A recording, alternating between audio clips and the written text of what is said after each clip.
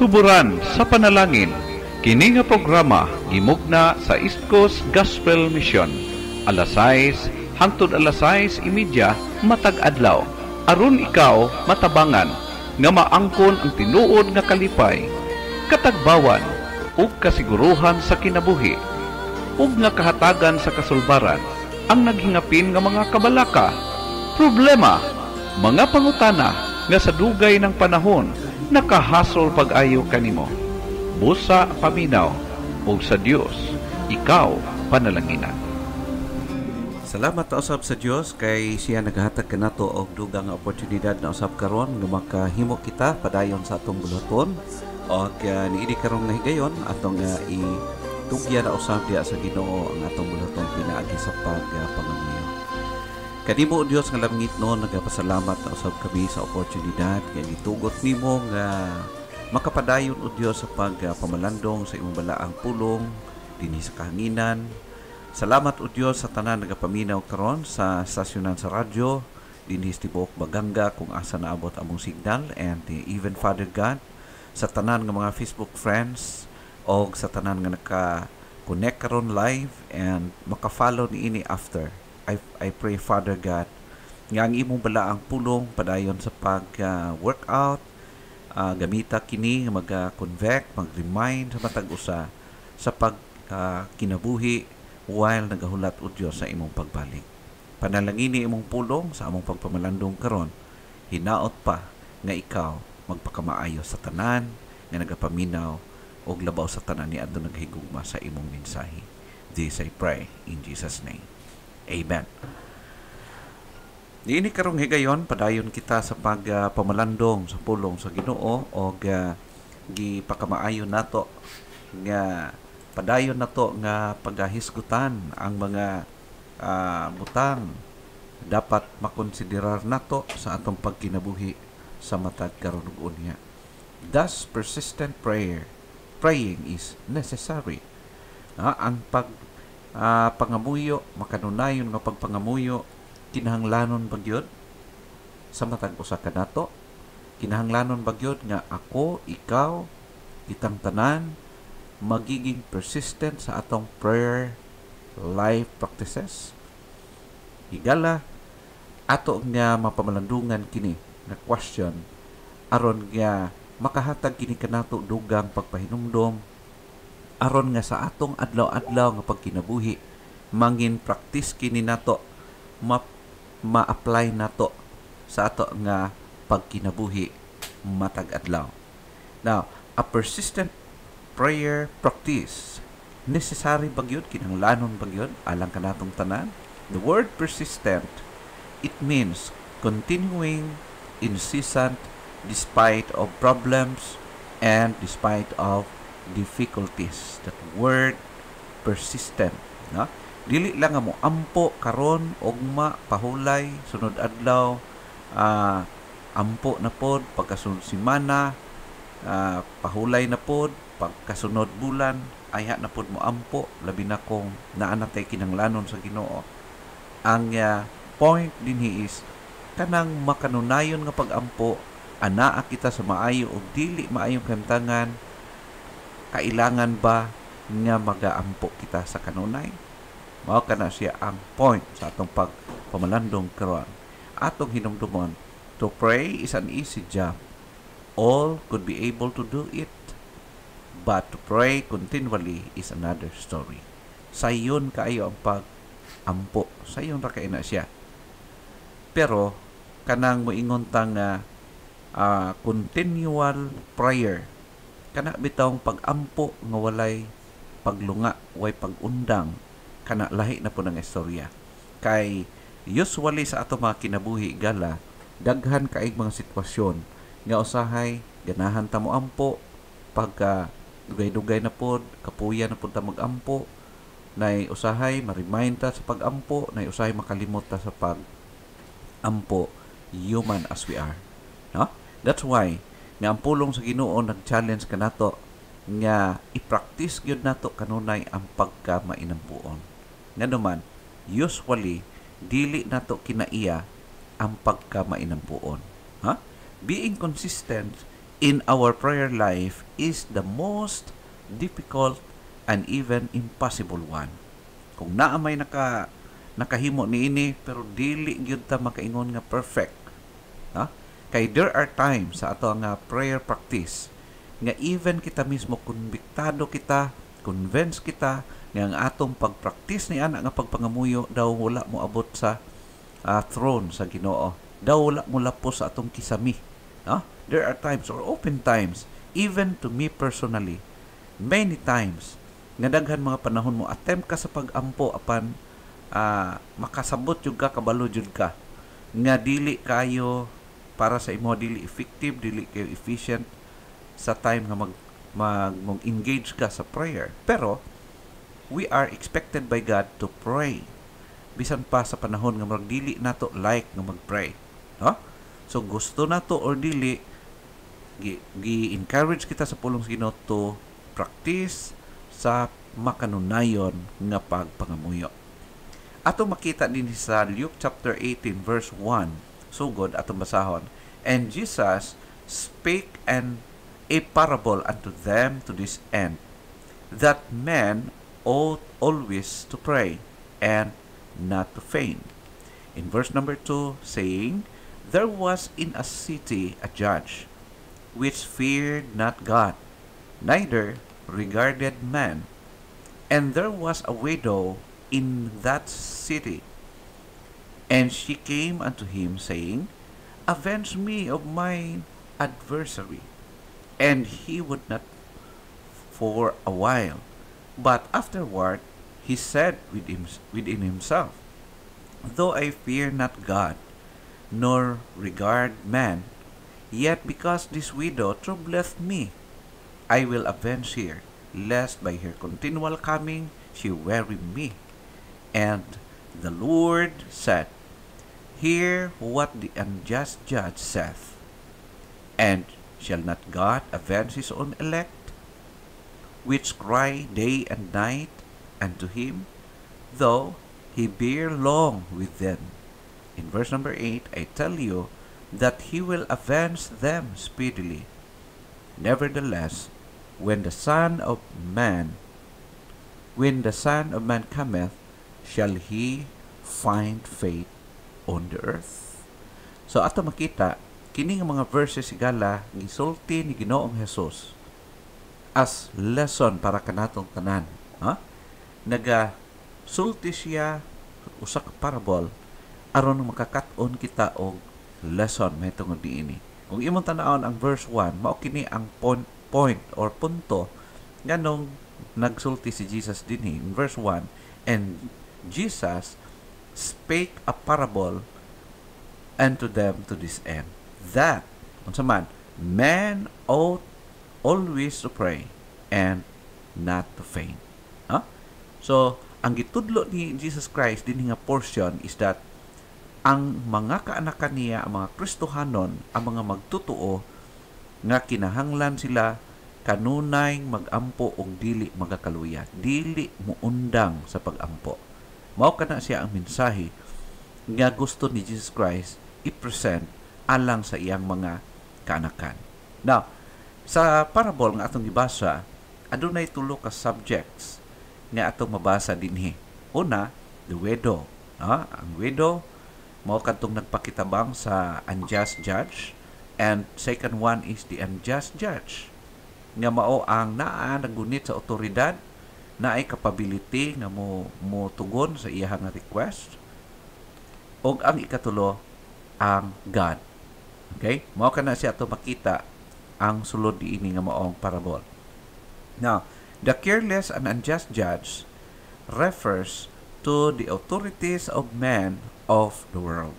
Nag-refer sila kini siya na ang unjust judge, nag-refer siya sa mga namunuan ining kapanahon na during this time and even today nga mga namunuan nga wala makabalo sa mga biblical principles paano ipatupad ang mga dapat ipatupad.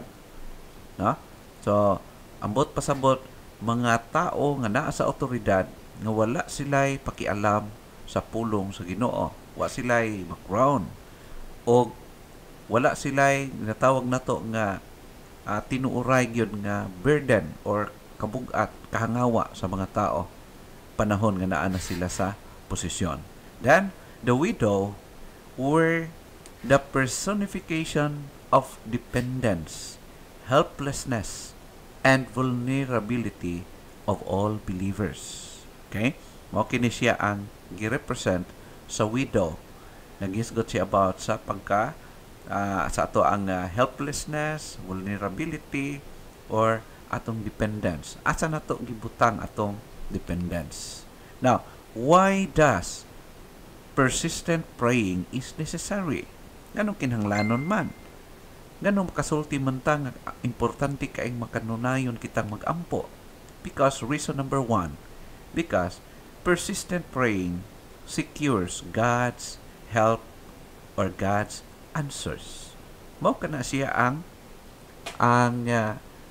una nga rason nganong importante gyud alang kanimo kanako makanunayon sa pagpangamuyo. Tungod kay diha sa pagkanunayon nga pagpangamuyo makaingon kita nga secure, sigurado kita nga ang atong Dios mutubag gayud. Mutubag gayud ang atong Dios. Ngano man? Because persistency is even effective with the unjust judge. Sa atong nabasa sa gisulti ti Ginoong Hesus, nga even ang unjust judge nga wala siya kahangawa, wa gyud siya tinuod nga love, burden or concern sa mga subjects, pero ato makita higala nga ang unjust judge tungod lang kay di siya gusto mahasol, magsigbalik-balik ang widow sa iyaha, mutubag na lang siya, no? Bisan dili ginasingkasing ay nga paghimo, mutubag siya tungod kay di siya gusto makulitan, no, sa widow. Ang gitudlo ni Ginoong Hesus, we need to pray continually, no? Persistency in prayer. Na ikaduha, because persistency is much more effective with the righteous judge. No? There is a comparison. Kung ang unjust judge mutubag gani sa mga hinanaing, mga hangyo sa mga tao nga even wala say concern, how much more ang righteous judge, ang atong Dios, nga naghulat ra gyud siya musangpit ta mo ampo ta sa iyaha. No? Ikatulo, persistency assures God's protection or God's attention.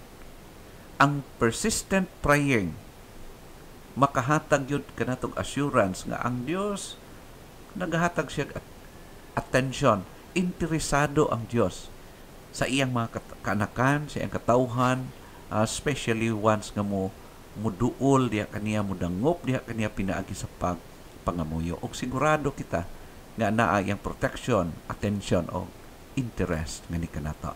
Ikaduhang rason nganong importante ang pagiging persistent na to sa atong prayer habit, prayer life, because persistent praying demonstrates faith in God. Ang pagkamapinadayono na to sa pag-ampo, nagdemonstrar siya, nagpadayag siya nga ang atong pagsalig is naagyod sa Ginoo ug wala sa lain nga mga dapat o kanang ginasaligan sa mga tao nga dili mao. Okay? So, mao na siya dinhi. Persistent praying demonstrates faith in God. So, ang dili pagkamainampuon, nag-demonstrate siya nga wala ta nagsalig o wala ta mag-depende diha sa atong Ginoo. No? Wala tay faith diha sa Ginoo. Paano man ka mag-ampo sa Ginoo kung wala ka tinuod ng trust sa iyaha? Wa kay faith sa iyaha. Dili ka mag-ampo ni ana. No? Maningkamot kang imuha. Mao kana siya gala. Tungod kay ang pagiging persistent sa tong prayer, it can develop our perseverance. No? It develops our perseverance. Gina-develop ni ang atong pagkamapadayonon diha sa pagkamapinampuon. Ikaduha, it shows our total dependence in God. Nagpadayag siya sa ato nga tibuok gyud nga pagdipindar diha sa Ginoo. and it reveals our exemplary attitude. The more nga nakita ka nga nagmainampuon, ikaw papa, ikaw mama, nagmainampuon ka, makita sa imong mga anak, makita sa mga tao nga naa sa imong panimalay, or even sa imong pagka-aktibo diya sa pag-appeal, pag-participate sa example sa atong mga prayer meeting sa atong simbahan, ang imuhang kooperar, pag-participate sa mga pag-ampo, prayer gatherings, nagpakita sa imong example, kinaiyahan nga mainampuon. Di lang kana, it assures God's vindications. No? Kung naa ka sa mga hinanaing diya sa Ginoo that only God imong matugyanan o masultian ni ana, sigurado ka kung ang imuhang perseverance diya sa pagpangamuyo, sigurado ka nga i-vindicate ka sa Ginoo. Sa madugay sa madali, ipadayag sa Ginoo ang resulta sa imuhang mga hangyo diha kaniya. Number 3, because persistent praying demonstrates dependence in God. Ang pagkapinadayunon sa pagpangamuyo, naga-demonstrate siya usab sa atong pagdepender diha sa atong Ginoo. Hinumdumon nato igala, brothers and sisters, that those who stop praying stop trusting. Kadtong muundang sa pag-ampo, nagundang siya og salig. Of course, kung di ka mo ampo sa imong Ginoo, buot pasabot, wala ka na'y kumpiyansa diha sa Ginoo, sa imong Ginoo. Nagatawag ka Ginoo, pero in reality, deep inside diha sa imong kasing-kasing, wala kay kumpiyansa sa iyaha. Kana bitang dili nimo kaya in-trust, isalig ang imong kinabuhi diha kaniya. That is what I mean. Mao na siya. Those who stop praying stopped trusting. Do you trust God? Kung moingon kang yes, then why not engaging sa pagpangamuyo? Why not to participate, cooperate diya sa inyong mga prayer gatherings, inyo sa family, personal nimo? Kumusta ang imong prayer life? Kung wala ka, naglaylo ka sa imong prayer life, higala, remember, those who stop praying, stop trusting. Okay? So, mao ka na siya higala. God is our immediate help in view in this parable. So, kung naaman tayo kinanglanon na ata sa kawaladon, sa mga sitwasyon sa kinabuhi nga daw di masabtan, we have God. Anytime ang atong Ginoo is available siya. Siya ang atong immediate help. Panahon nag-lonely ka, pangayong comfort sa iyaha. Panahon nagmalipayon ka, pasalamati siya. Panahon nga naa kay panginanglan, pangayo sa iyaha. Panahon nga naa ka sa kaguol, pangayong comfort sa iyaha. Panahon nga naa ka sa pagduha-duha, pangayo nga lig-unon kaniya. Kung panahon nga nagalibog ikaw sa paghimog desisyon, pangayo sa iyang giya.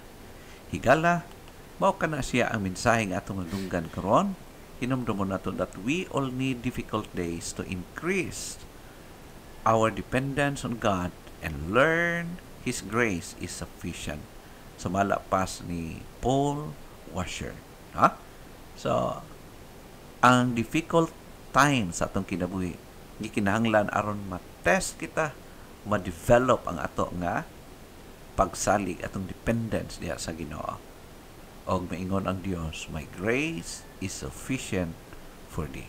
Ingon pa sa Lamentation chapter 3 verse 22, it is of the Lord's mercies that we are not consumed, because His compassions fail not. So, klaro ang gisulti sa pulong sa Ginoo. This is because of God's mercies, God's grace, that we are still here. Nag-existar kita because of the grace of God, because of His grace. Therefore, we need to pray. And why does persistent praying is necessary?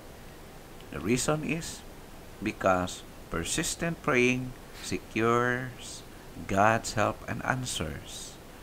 Number 2, persistent praying demonstrates faith in God. And last, persistent praying demonstrates our dependence in God. Hinaot nga ang pulong sa Ginoo higala padayon sa pag-encourage ka nato, pag-remind ka nato, o paghatag ka nato og dugang enlightenment, o nag-remind ka nato sa atong kinabuhi niining kalibutan, mag-independent kita sa Ginoo, mainampuon kita padayon diya sa Ginoo. Sa maayo o sa dili maayong sitwasyon sa atong kinabuhi, we need to pray to God. So, salamat sa inyong pagpaminaw. I hope na ang atong gamahanan ug buhi nga Dios magapanalangin kaninyong tanan.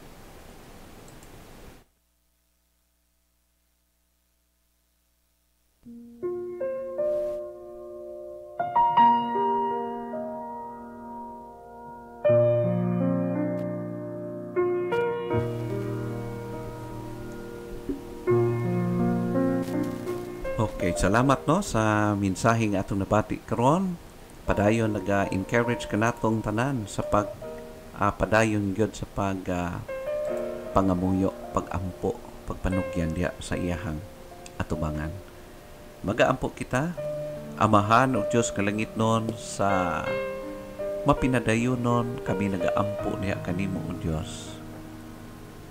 Nagatugyan sa amo ang mga kinabuhi diha kanimo, sa mga sitwasyon o Diyos nga naa kami sa kaharuhay, sa maayong sitwasyon, maayong kahimtangan sa kinabuhi.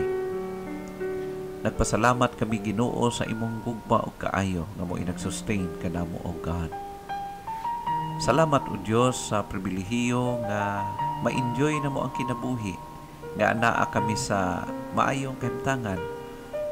Ug salamat man usab tungod kay sa panahon nga kami anaa sa kawaladon, anaa sa kalisdanan, anaa sa mga balatian, anaa sa mga problema, anaa sa mga sitwasyon nga daw dili na mo masabtan, anaa sa mga kalibog, pero anaa ka o Dios nga nagapatalinghog ka namo, nagauban ka namo, o nagahatag ka namo sa among mga kinahanglan, bisan pa daghan mga panahon nga musukwahi ang among mga lakang sa imong pagbulutan.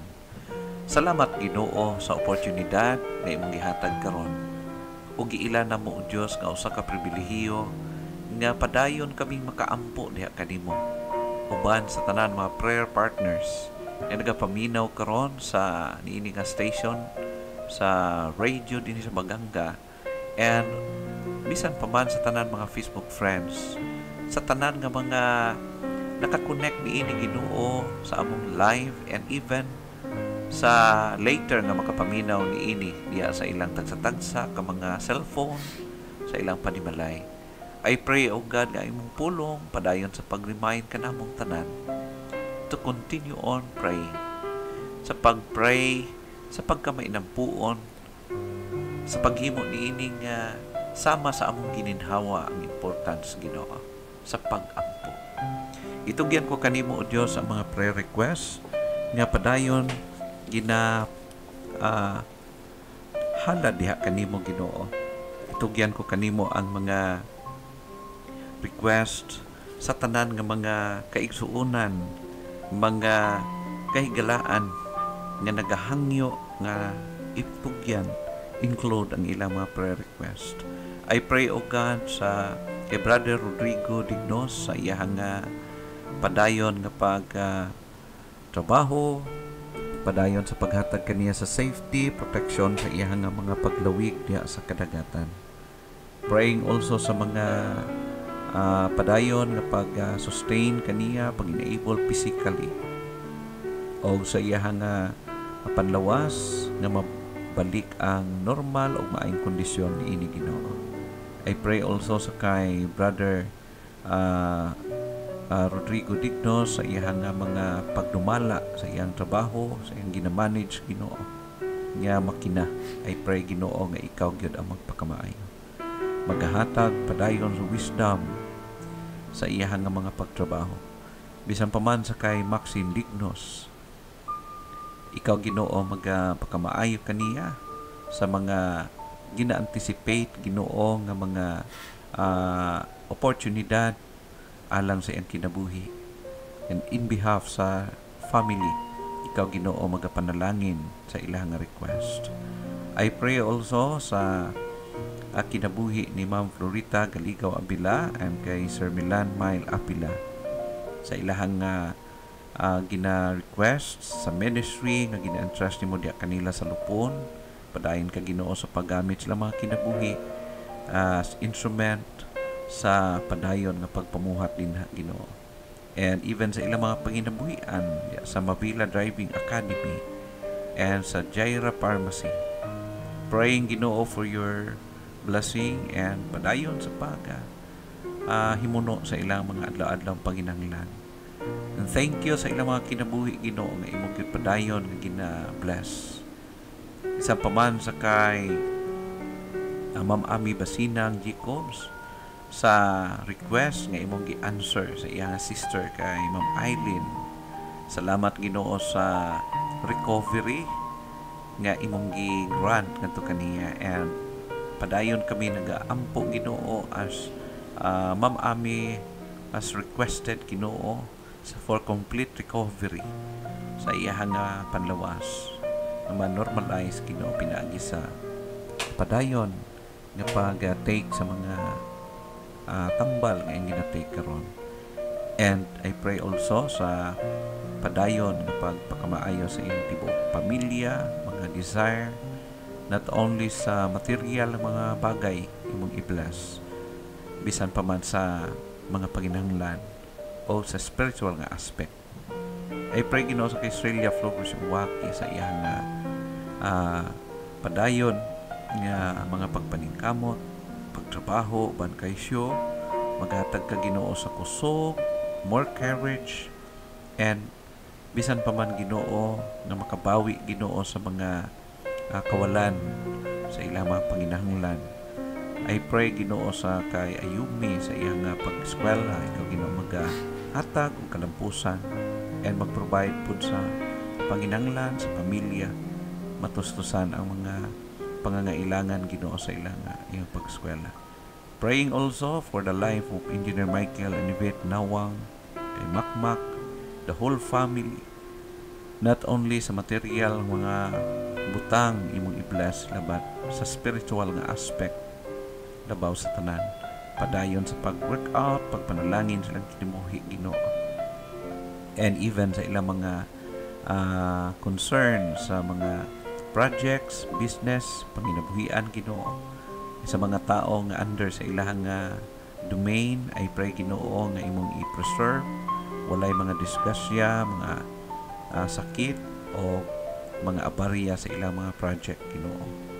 Praying also for the life of Ma'am Dalia Inhinti Bangkal sa tibok pamilya, sa ilang safety protection o sa ilaha o Diyos ng mga panginabuhian. Ikaw mao ang source sa tanang mga panginahanglan, sa tanang mga even mga material, mga butang Ginoo, sa ikaw magpanalangin o magtagbo niyan. I pray also sa kay Sister Imelda Malinaw sa iyang kinabuhi. Padayon ka o Diyos pagtagbo sa iyang mga pagpaningkamot. Ikaw o Diyos mag-preserve, walay mga tao nga maka-disturb kaniya Ginoo sa iyang pagpanginabuhi, and even sa mga customers nga imo Ginoo nga tagaan og mga maayo nga mga response sa iyang mga pagpangalagad usab ngadto kanila. I pray Ginoo sa panginahanglan usab sa iyang tibok pamilya, sa physical nga bahin kay ng Pipay, ng Kunsing kay Kuya Bubong, and sa tibuok pamilya nila Ginoo, sa mga estudyante nga padayon sa ilang pagtungha, ikaw magpakamaayo. I pray also sa amo ang mga kaigsuunan nga nagapangwali kay Pastor Panuel Salada diya sa Cebu, sa kay Pastor Epapras Acar diya sa Dumaguete City, kay Pastor Irvin Parellas sa Buangan, Valencia, Bukidnon, kay Pastor Ronnie Calvis Catanos, kay Pastor Alex Balgos diya sa Mati, kay Pastor Novi Nasipo diya sa Manibanay, kay Pastor Jipoy Tadulan diya sa Bayugan Tres. I pray Ginoo og sa tanan pa nga nagawali sa kahanginan o Dios ginamit ang mga radio stations and sa Facebook Ginoo, panahon nga iwali mong pulong o Diyos, i-bless ang tanan ng mga pulong nimo and even sa mga preachers. I pray Ginoo sa tanan nga nag-engage sa mga ministries day by day, ikaw Ginoo panalangin.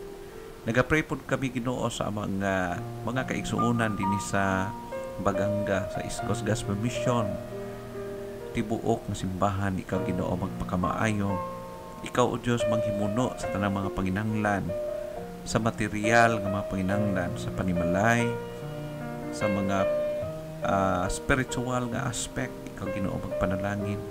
Lakip na ang mga miyembro sa pamilya nga na out of town Ginoo, nasa lagyong dapit, nagapanginabuhi, maningkamot Ginoo alang sa ilang mga panginabuhian.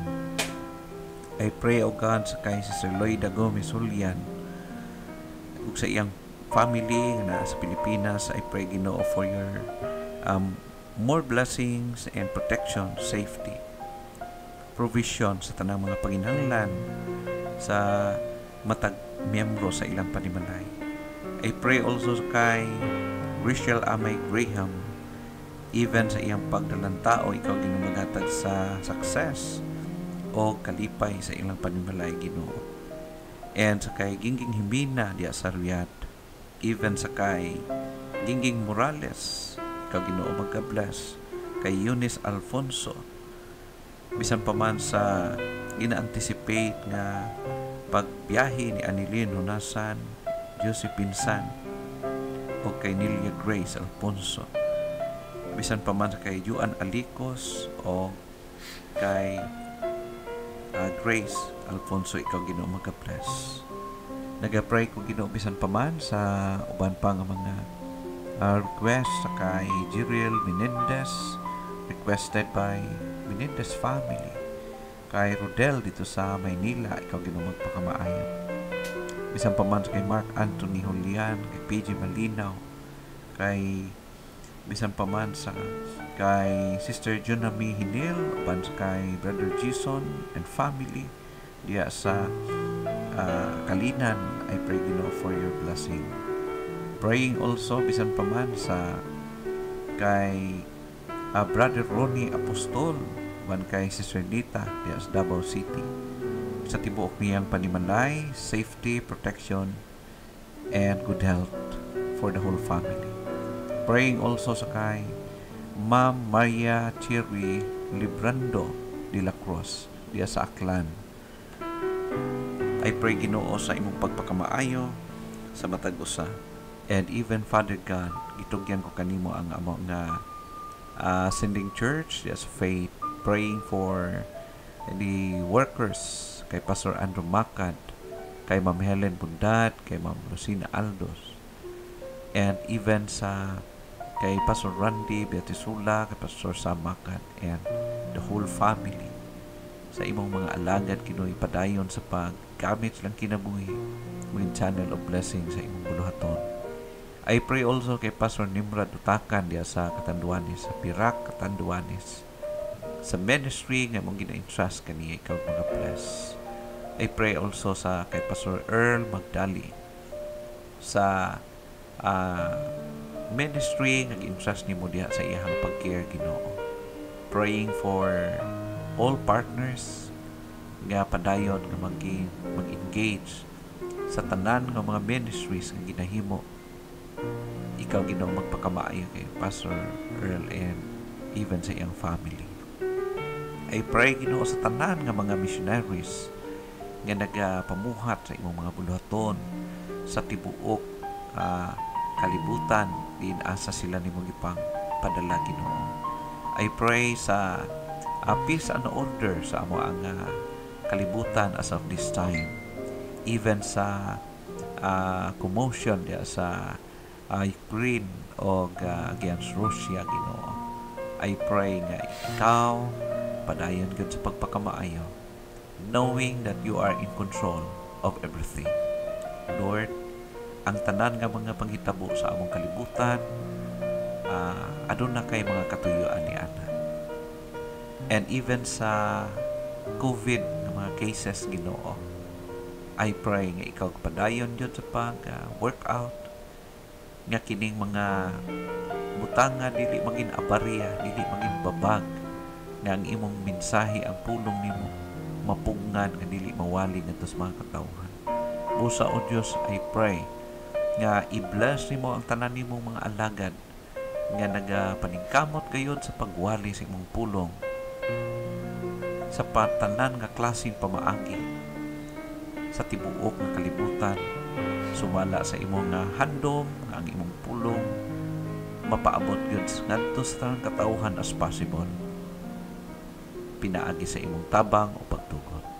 Amahan, uban ni kaming tanan karon sa among mga buluhaton ini nga adlaw, ang imong giya, ang imong protection, ang imong blessing amo gyud kanunay gikinahanglan o God, o tabangi kami nga sa tanang butang among mahimo kini Ginoo, uban ang imong giya, imong pagtugot ug labaw sa tanan, ikaw magakahimaya sa among pagabuhaton sa matag karon ug unya, Ginoo. Dalaygon ka sa way katapusan.